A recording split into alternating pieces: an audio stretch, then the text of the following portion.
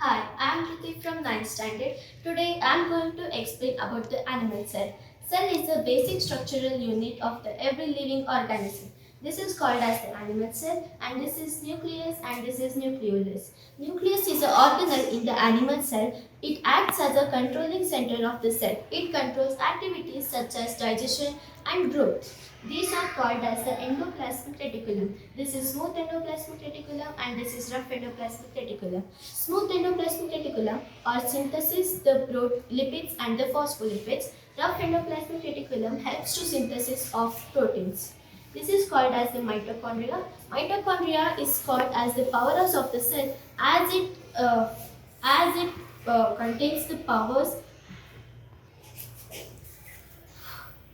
Mitochondria is called as the powerhouse of the cell as it generates the power in the form of ATP. The full form of ATP is adenosine triphosphate. These are called as the Golgi apparatus. Golgi apparatus package the proteins and lipids and transport it to the all over the cell.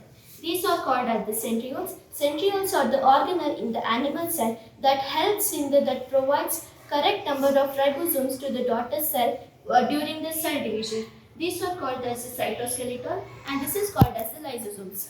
Lysosomes are called as the suicidal bags as they injure themselves during the digestion.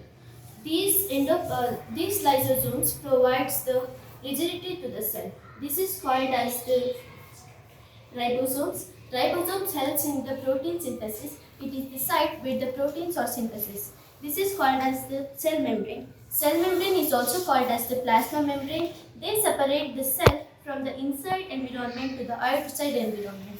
They also protect the cell from the physical processes. So thank you.